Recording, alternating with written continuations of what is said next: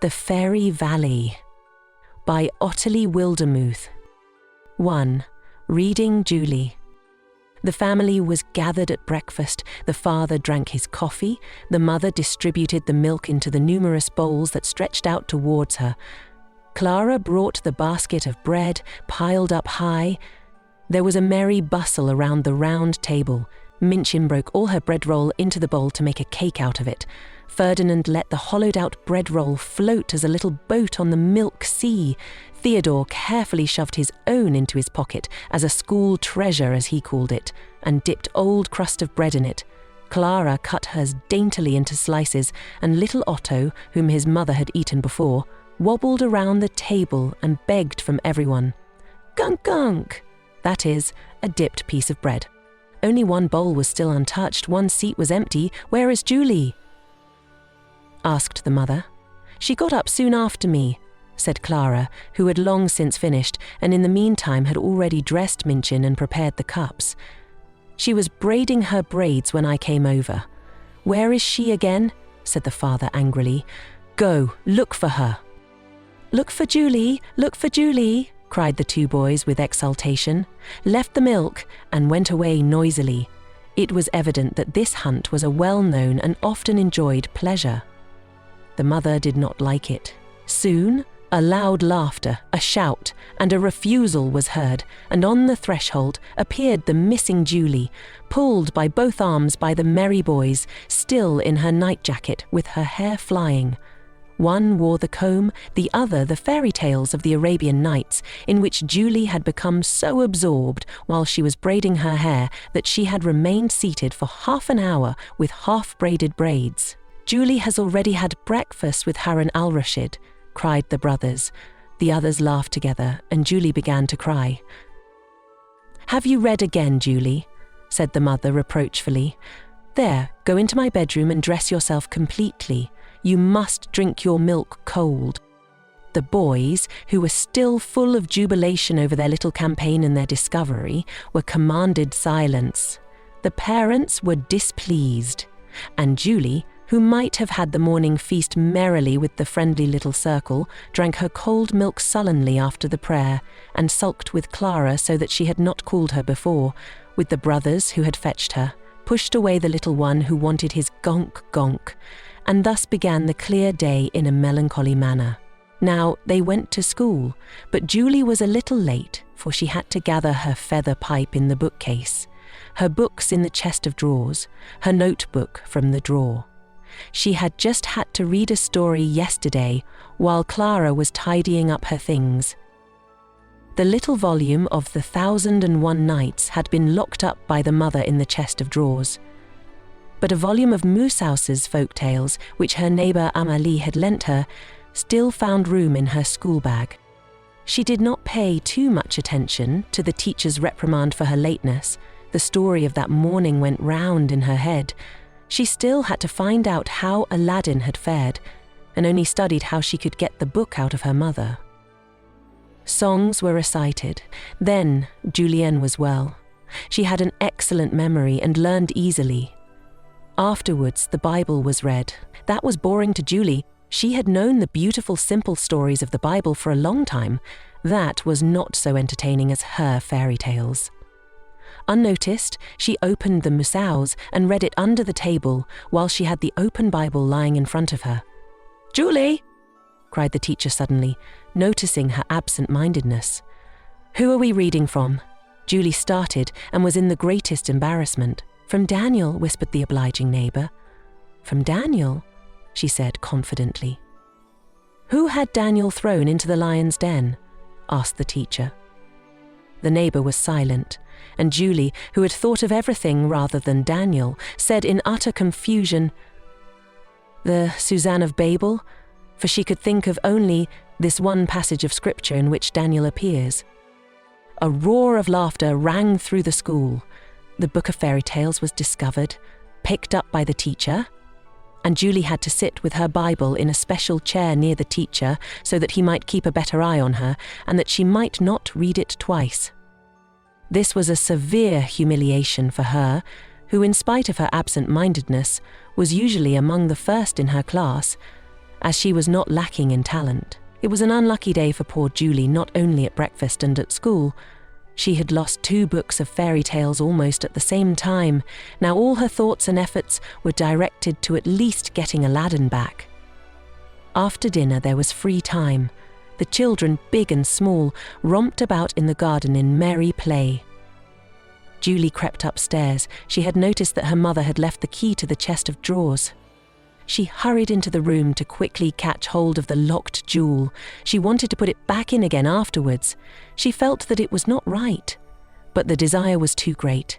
She unlocked the door and was about to reach for it. Then she heard the footstep of her mother, who remembered the forgotten key and had just come to take it off. Julie quickly pushed up the flap of the armoire, but it does not close properly, and the heavy flap falls on its head. Fortunately, she had received a very dear high turtle comb from her aunt, as it was then the latest fashion, and had put it on today, so the lid only smashes the comb and does not hit the head hard. But her intention had been discovered, and she had the reprimand of her mother and the ridicule of her brothers and sisters. And Julie was on the whole a good child, a lively and clever girl, so long as her reading mania did not get over her. She knew how to tell beautiful stories and pretty games, so her friends liked to see her with all their hearts, and she was a pleasant playmate, until she discovered a new book in some corner. From that moment on, she sat buried in her story, saw and heard nothing more until it was time to go, and she hurried home, absorbed in her fairy tale thoughts, without noticing whether her shoelace was open or whether she was stepping into a puddle. She had once been asked to look after little Otto in the garden. That was too tempting a time to read. She didn't lift her head from the book until the child had fallen down over a little wall and had a bump on her head. Nothing could be entrusted to her, because even in times when she could not possibly read, she was still in the world of her books with all her senses. This gave rise to reprimands, ridicule, and reproaches, and poor Julie often felt very unhappy in her youth that they did not want to grant her this little pleasure. She imagined that no one liked her and preferred to take refuge more and more in the realm of dreams and fairy tales. Sometimes she thought, if only I were not the child of my parents, but that of a distant high family of counts who took me home. Ah, I would come back afterwards in a splendid carriage and hand out wonderful presents. The parents and siblings would be amazed. Or if a queen were to come here and take me with her to her castle, where I could sit on a silk sofa and read all day, and wander through beautiful gardens in a sky blue silk dress, and throw purses of gold pieces to the poor. When she took more reprimands and rebukes at home than kind words, and imagined that no one loved her and that everyone did her terribly wrong, then she thought of all sorts of wonderful events in which she could show a tremendous generosity. How robbers invaded, whom she rushed to meet and saved the whole house by courage and sacrifice. Or how fire broke out, and she freed her mother and siblings from the flames. And, if she were to die, out of sheer generosity, how her family would have to repent that they had done her so wrong, and wept and lamented her, praised and glorified her in death. She herself had to cry from sheer emotion. Julie thought up such beautiful and wonderful things, while she could have led a peaceful and cheerful life by simple obedience to her parents, by a friendly devotion to her brothers and sisters, by the sacrifice of a favourite inclination. But that did not occur to her. Her thoughts and poetry were devoted all day to how she could find time and books to read. Behind the parents' house was a pretty grassy garden with an arbour, a nice place to read. But it wasn't sure enough for Julien. The brothers often came and wanted to play robbers, or the sisters with other girls to amuse themselves, and Julie was disturbed or laughed at, so she usually crept out of the back door, where a pretty grassy path led into a lonely meadow valley called the Fairy Valley. I don't know who titled it that. There was a brook over which a stone bridge led, and Julie sat down on these and immersed herself in her books. 2. The fulfilled wish. It was the evening of the day on which Julie had experienced so many misfortunes, when she slipped down into her little valley with a book she had laboriously captured in order to forget the misery of this life. The mother had just threatened to close up all entertainment books and leave only the textbooks. History, geography, natural history, then you can read to your heart's content. So it was perhaps today for the last time that she could enjoy this innocent joy, she thought with a sigh. But she was already thinking again of how she could procure this innocent joy without the knowledge and will of her parents. Soon she was sitting on the bridge reading, this time the old funny story of the peasants to whom a fairy offered 3 wishes and who benefits nothing from it but a sausage on their noses, which they also had to wish away again. Julie was far too unhappy to laugh about it today. "Oh, if there were fairies now," she sighed. "How different I would wish." Her eyes had closed over wishing, and she had dozed off a little. Then she suddenly startled. Hadn't someone touched her? What was that? Behold, there floated before her a dainty, light, fragrant figure, wrapped in veil-like garments, a silver stick in his hand. Was she awake or dreaming? That was a fairy. She stared in amazement at the apparition, which addressed her in a fine-sounding voice. "Do you see that the fairies have not yet left the world altogether? Even if we stop at the sober human race less and less often, make a wish. With a blow of my chopstick I can give you what your heart desires. Now, Julie, now it's time." All the thoughts and wishes that her foolish little head had ever cherished assailed her. Only one wish. Should she wish for beauty now? Wealth? Power? A magic mirror through which one could see what was distant? A coat that carried her through the air? Since she was hungry just now, she was in a real mortal fear. She might as well wish for a bratwurst in the end, like the stupid Mrs. Lees. But now a very clever thought occurred to her. "Ah, mighty fairy," she begged, "give me your magic wand with the gift that it will grant me every wish I express." She herself was frightened by her boldness, but the fairy only smiled and gave her the staff. "You are not too modest," she said. "Take him there. In a year I will see if the gift has brought you luck. As often as you strike the ground with the stick, a wish is fulfilled. Only visible things you can desire, but keep the gift a secret." The fairy disappeared. The chopstick remained in Julian's hand. She was still like in a dream, but now she wanted to try the wonderful power at once.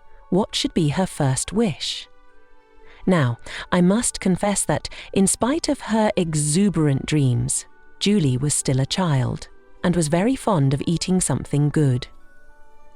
The mother had only given dry bread for vespers today, which the gourmet's taste never liked. In fairy tales, people always eat such good things. It is not my only wish, she thought, and struck the ground and wished for a piece of cake. Yes, there was a piece of apple pie with sugar and raisins, as delicate as it was baked at home only on her father's birthday, and Julie enjoyed it wonderfully.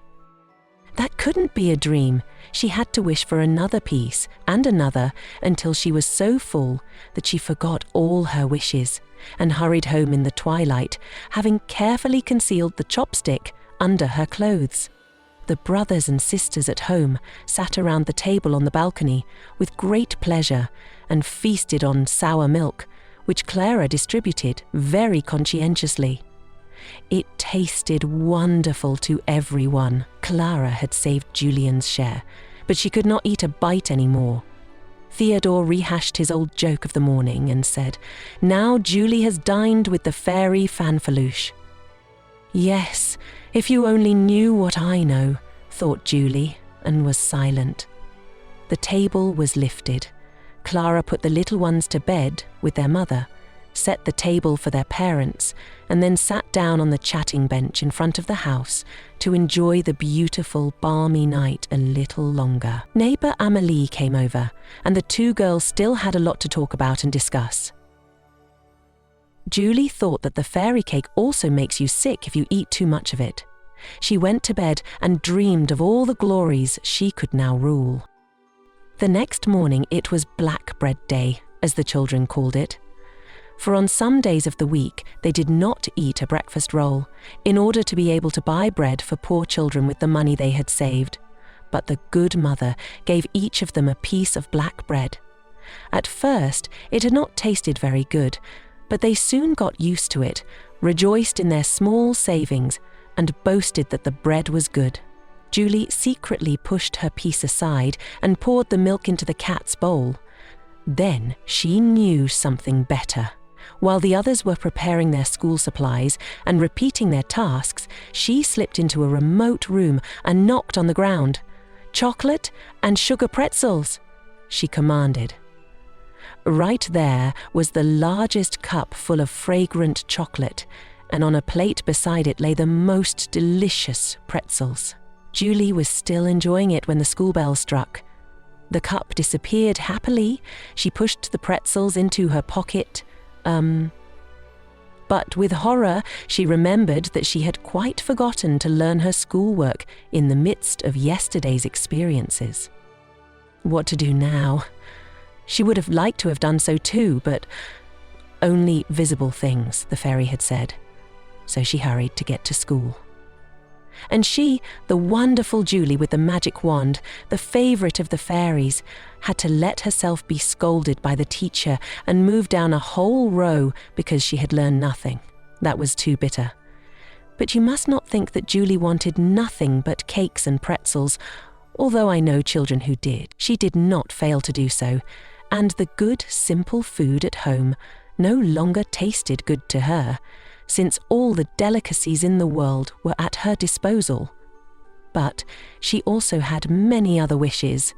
A new book of fairy tales was the next, and it came, splendidly bound, with beautiful pictures and wondrous stories, so that she even forgot the 1,001 Nights about it. No, there was no need. Now the mother might at least lock up the storybooks and leave the boring textbooks there. She always found a quarter of an hour where she could exhaust the new sources, and now the treasure was not to run out. She would have liked to have had beautiful clothes, but she could not carry it without her mother and brothers and sisters noticing. Sometimes, of course, she only did it as a trial, when she was alone, and dressed herself like a princess, but she could do that only rarely, and in constant fear that her secret would be discovered. The mother was very busy and often had to leave the children alone, but she noticed that Julie was often absent, and she asked her about it so she could hurry much less than usual to her fairy valley and enjoy her secret glories. In general, Julian's new life was not all happiness and joy. There were so many good and beautiful things that the magic stick just couldn't produce. In the evening, when the father sat among the children and brought Theodora a good school report, and Clara showed a beautifully finished work, Ferdinand told something new that he had learned at school, and the father praised the children and rejoiced in them. Then Julian's heart ached. Who, since she had lived in the fairy world, had neglected her work more and more. Why did she need to learn and work? What she needed in her whole life, the magic wand could give her. Of course, here and there she made an effort to do her duty, but she could not refrain from returning to her books, to her fairy world in every free moment, and that kept her mind distracted and self-conscious. The very fact that she had a secret from her parents did not allow her to associate with them in a childlike and joyful way. She was always glad when her mother was absent, and frightened when she came home. When there was a little feast at home, a birthday, Easter, the parents' wedding, and the other brothers and sisters were so merry and happy with the little feast that their mother gave, Juliane was often sorry that she had already had enough of all kinds of sweets, cakes, and pudding, that she could no longer enjoy anything of the kind. And with the dear Father in heaven, it was almost as with her parents on earth. She could no longer look up to him with great joy and childishness, since she had been living according to her own desires. If the Father or the teacher spoke of God in his wisdom, giving us everything that is useful to us, that it is good for us to do without something and to make a sacrifice, when he prayed, "Thy will be done on earth as it is in heaven," she must well have thought whether it was God's will that she should live so arbitrarily according to her own pleasure. And she also resolved not to go to the fairy valley again and throw away her little stick. But she couldn't do that again. It conjured up two wonderful things for her: the most beautiful pictures, magnificent spectacles, precious dolls and games, all things which the parents still denied their children for good reasons. She could procure without difficulty, and such a glory was she to give up, never more. It's just a pity that she had to enjoy it so alone. Julie had a good heart and was anxious to give her abundance to others, but even that she could only do with caution, lest it should be discovered. Once, a poor, ragged-looking woman came to her mother and urgently asked for an advance of 10 guilders. She had 5 children at home and no bread. The poor children were to have shoes and clothes, and she would honestly repay them. The mother gave her a worn-out dress for one of the children and warm soup, but not a kreuzer of money. This seemed very hard to Julian. She hurried after the woman and secretly pressed 10 thalers into her hand, which she had brought here by the magic wand, and listened with pleasure to the wordy thanks of the astonished woman. This time she was happy all evening, feeling that she had done a good deed.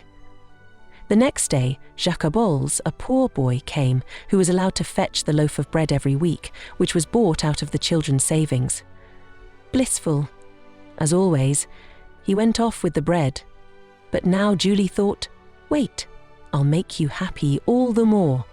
And in the street, where it could no longer be seen from the house, she gave it a flashing thaler. "Is that mine?" asked the boy, opening his round eyes wide. "Yes, yours, that you can have a good day for once, poor boy," said the magnanimous Julie. "Yea," cried Jacob, and jumped up so that the loaf fell into the mud. "That shall give her life." Well, thought Julie cheerfully, my fairy power's good for something. I can make so many happy people there. A few days later, she went for a walk with her parents and siblings. They passed a solitary inn. A few steps away, the children cried out in fright. There lay a ragged woman by the roadside, unconscious, as it seemed. It uttered only indistinct sounds and spread a hideous smell of brandy around it. A little girl stood by, weeping, and tried to lift her up. With disgust, the father turned away and asked a farmer who came with a cart to lead the person into the village. "Yes, the ugly woman," said the peasant contemptuously. "She has brought her husband and children into misery by her drinking. Now she is in the poorhouse.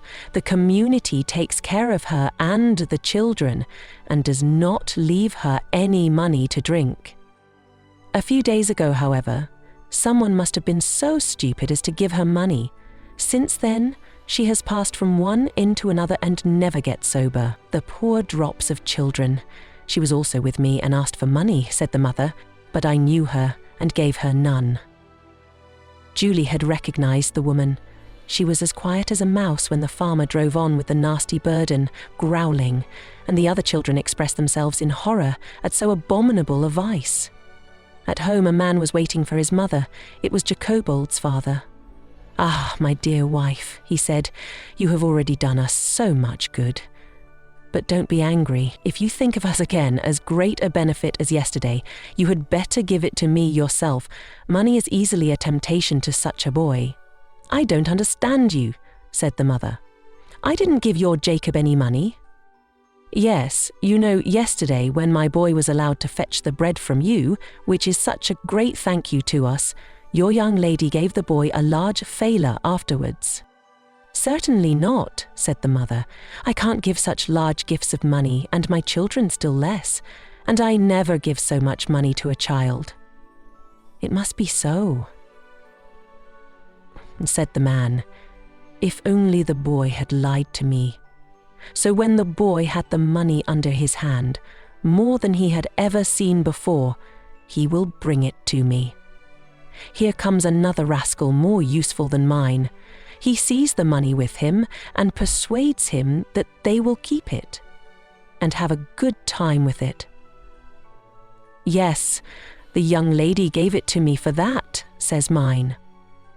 So the rascals go to the confectioner, eat cinnamon star and sponge cake, and, what do I know, go to the merchant and fetch cigars, where mine has only yet become mortally sick of it, and do all the mischief. The merchant notices that the cigars have not grown for them and sends a policeman after him. What do you think? How frightened I am, how he brings my boy along to me by the collar, when I, myself, have never come before an office in my life. In any case, I have knocked out the boy's doublet thoroughly, and he knows that he deserves it, but he assures him that the young lady has given him the thaler. Julie had gone away, fearing that it would be discovered that she had caused the mischief. She heard the mother tell the man that she did not believe that Kokobo had stolen and lied, but that none of her children had given him the money. It must have been another girl. So Julian was deprived of this joy, and she feared that the boy whom she had tempted by her thoughtless gift would now be punished as a thief and a liar. She was very badly off with her fairy staff. She had never read of such difficulties in any fairy tale. She knew well that the favourites of the fairies were often persecuted by other evil fairies and genii, but that they should be in constant anxiety about reprimands and punishments from parents and teachers seemed to her unheard of. "But I am also simple-minded," she thought again. "Can I not wish for a place where I can enjoy all my glory in peace and quiet, without all the drudgery of learning and knitting and sewing? Oh no," she thought again. "They don't love me. My mother is always quarrelling. My brothers and sisters are teasing me. Clara, she is the good, she is the darling. When I'm gone, they'll love me again." And she resolved to free herself from all this burden the next morning, and to rejoice in her happiness undisturbed. To be sure, she felt melancholy when, in the night after they had all gone to bed, the mother came in softly, bent over each bed and kissed each child on the forehead. But she put it out of her mind again. Mother has children enough. Tomorrow it shall be beautiful. 3. The fairy seat. It was morning. The siblings were at school. Julie had crept away into the fairy valley. Now I must hurry, she thought, before they ask for me at school and look for me. She hit the ground with her chopstick. I want a nice place, far from here, where I can have and enjoy everything I want in peace. A thick fog arose, which enveloped her and completely stunned her. When she could look up again, there was the clearest sunshine. She thought she was dreaming again. Oh, that was more beautiful than she could have wished for. In front of her lay a beautiful little castle, whose light, dainty balcony was entwined with ivy and decorated with flowers. Broad marble stairs led into an open hall, the high windows of which opened onto the garden which surrounded the castle. And this garden itself, how beautiful it was! The paths that led between the wonderfully fragrant flower beds were strewn with shining sand. A fountain threw its silvery beam high into the air. Everywhere there were arbours with soft, mossy seats.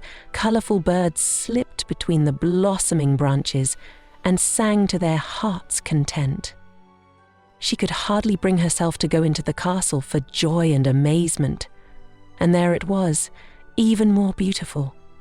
Downstairs the merry garden hall, next to it a cabinet in which a delicious breakfast in dainty dishes was ready, and upstairs a hall with magnificent pictures, a dining room in which the finest silver utensils were set up for the meal, a playroom with dolls and toys, Oh, how beautiful! A bedroom in which, behind cloaks of rose-red pile, stood a magnificent bed with embroidered pillows and silk blankets, and in the hall, a pretty cupboard filled with books in the most beautiful binding, full of pictures and stories. Julie could not tire of admiring all the splendour, and here she could not fear being interrupted in her enjoyment. Except for the birds in the garden, there was no living creature around. She was quite undisturbed. Just two, alone. When she had once more looked at all the beauties of her little castle, read for a while, and eaten a delicious pear which she had found in the dining room, she became too quiet. But I don't have to stay alone, she thought. I can order friends. She expressed her wish, knocked on the ground, and behold, 6 dearest girls, about her own age, dressed pretty, stood before her.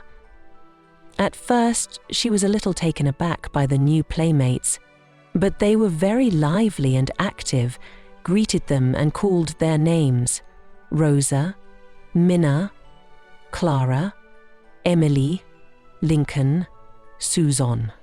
Soon, the girls flew through the castle together, looked at and admired everything together, discovered chests and chests of drawers full of the most beautiful dresses, hats and aprons, and dressed themselves with them until it was noon and a delicious meal was ready for them. Now began a life of joy and glory as Julie had always dreamed, playing, dancing, singing, reading and reading again, grooming, feasting, and playing again from morning to evening. Julie thought, so it shall last forever. The playmates were always friendly, always obliging, always ready for anything. The sun shone equally unclouded every day. There was no annoying school assignment to write, no boring stocking to knit, no scolding to be expected, all pure pleasure and pleasure.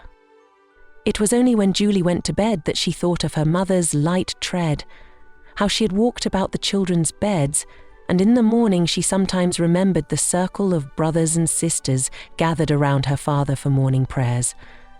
During the day she thought little of home in the joys of the moment.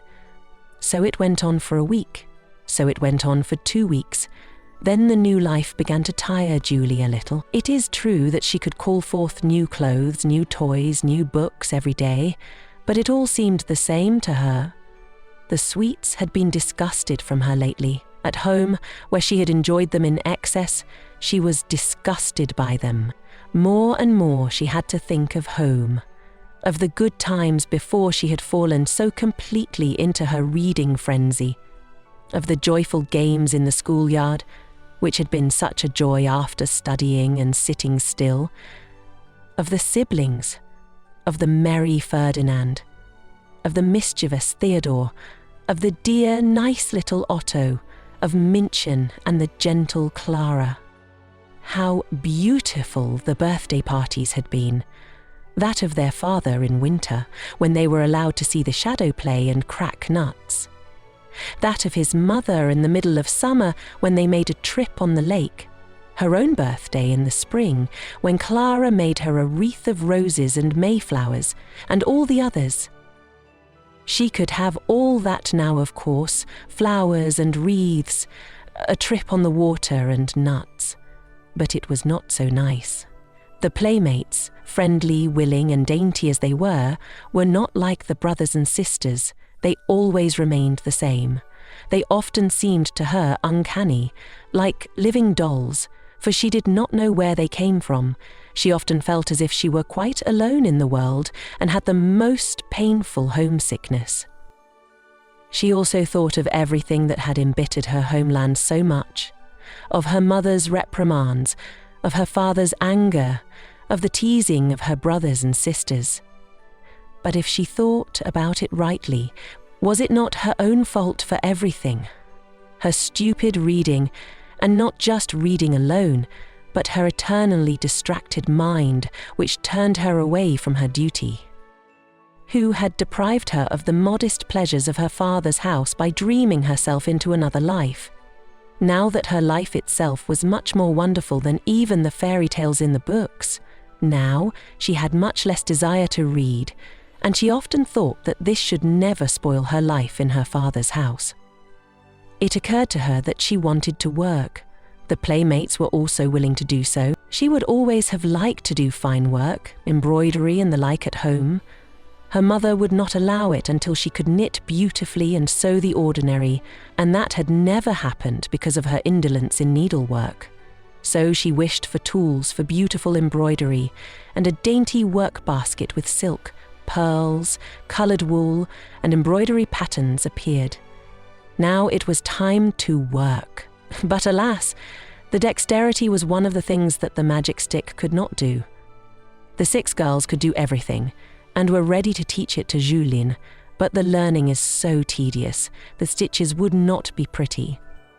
There was no one to demand the work from her, no one to whom she gave pleasure by her success. She soon had enough and threw everything away again. She thought of going out into the world and rejoicing the poor, but since they had experienced such bad success from her benefactions, she never liked it either. She would have liked home, only home. But how could she go home again now that she had voluntarily left home? What was she to say of all this time? How would they be received? While she was once more tormented by these thoughts, look! Then a mist enveloped them. When he dispersed, the fairy stood before her in veiled robes, light and airy. "Well, has my gift brought you happiness?" she asked. "No, oh no," cried Julie. "Then take your staff again, dear fairy. I have had enough of all the glory. Give me back my father's house, the love of my mother, my brothers and sisters." "My staff cannot give you love," said the fairy. "I can take you home, but think about it rightly. If you once give up the staff, you will never get it again. You have not yet seen all the beautiful things in the world. Everything is still open to you. Foreign countries, great cities. Oh, I want nothing more, nothing at all. I want no more joy than that which the good God gives me. I want to live again at home with my mother," cried Julie. "I would rather die at home than live like this any longer." Then the fairy waved her magic wand, and it went down like lightning. Julien felt as if she were sinking into a deep abyss with the castle. The end. She awoke in a soft bed and looked up into her mother's good, faithful eyes. "Thank God, she is awake," cried the latter. "Where am I, mother?" asked Julie in a weak voice. She felt dead tired. "In your bed, you wicked, simple-minded child," said the latter caressingly and stroking her forehead. "What have you frightened us?" "Where did I come from, mother?" asked Julie again. "Don't talk too much, child. You are still weak. In the fairy valley we found you on earth in a feverish sleep and carried you home 8 days ago, and since then you have been lying in fever and fantasizing." 100 weight fell from Julien's heart, so that had only been a fever dream. Then Theodore put his curly head in at the door and asked softly, "Is she still asleep, mother?" "She is awake and better," she said joyfully, and beckoned silence. But that didn't help much, and soon a fine-voiced shout of jubilation rang through the house. "Julie is awake! Julie is better!" Julie kept looking at her mother with happy eyes and clasped her in both arms and only asked again and again in a low voice, "Am I with you, mother? Do you love me?" "Of course, you fool," she said kindly. "Just be quiet and quiet." The father came with the doctor, who felt the pulse. "Very well," he said. "A little weak, but that cannot be otherwise after the persistent fever. The disease may have been in the girl for a long time. The nervous excitement caused by all the reading, the cold from falling asleep in the damp valley, have brought the fever to a complete outbreak. But now everything is well on the way. She just needs some strength, rest, and No books! Tomorrow I will burn all the accursed books, cried the mother eagerly. Today, mother, cried Julie, still more eagerly. I don't want to read anything for entertainment in my life, nothing at all. Gently, gently, said the father, smiling. Don't promise more than you can keep, that's not necessary at all. How the good Lord causes the blue and red flowers to grow under the nourishing grain, which have no purpose or use, but to please the heart and the eye. So he also causes cornflowers to grow in the realm of the spirit for pure, harmless pleasure and joy. But if he wanted to sow his field with nothing but flowers, he would die of hunger in winter, and my Julie almost did that. Julie nodded to her father with a smile and tears. Now the children could not be restrained, and Julie begged them all to be let in. Clara came ahead and brought her good tea to strengthen her, then Theodore, who had saved his pretzel from the previous Sunday. Ferdinand brought her his very latest picture sheet himself, illuminated, soldiers with red noses and yellow plumes. Minchin didn't want to stay behind either, and brought her most beautiful doll. A splendid doll, if only she hadn't broken her nose some time ago. They had even put a piece of sugar into little Otto's hand, and he brought it to her honestly and said, "There, Uluesta." Julie was so happy in her love, and when she was a little stronger and allowed to talk more, she told them all the dreams of her feverish days, from the apparition of the fairy to the place where the castle had sunk, and the brothers opened their mouths and noses at their sister's dreams. Julie recovered, and when strength and health returned, the memory of her dream faded to a vague fog, and if she had not told it to her brothers and sisters at once, no one would have known about it. But what she did not forget was the indescribable happiness she had found in the love of her parents and brothers and sisters, and the profound weariness that an idle life of milk and honey without work and prayer had instilled in her, and she was earnestly anxious not to lose her recovered joys. She did not forget how to read. She studied very eagerly the books that her father and teacher gave her, history, travelogues, geography, and she felt quite at ease as she became more and more at home on earth, in the world of men. Not hindered by foolish dreams, she could now lift up her heart to God in childlike prayer and draw strength from Him for the fulfillment of her daily duties. When the brothers and sisters enjoyed beautiful stories or poems together with their parents' will, then she saw for the first time how lovely the cornflowers stand in a rich field full of useful seeds. Julie did not become an angel all at once, but with God's help she became a pious, industrious, obedient child and grew up to the joy of her loved ones and to God's pleasure. And life became so beautiful and rich to her, and its little joys so lovely, her mother's smile, her father's applause, and the peace of her heart remained 1,000 times sweeter to her than all the splendor of the fairy world. Holiday Tales for Cozy Nights start on December 1st and run until December 26th. If you like these stories, subscribe to my channel and click on the bell so you don't miss any new stories in the future.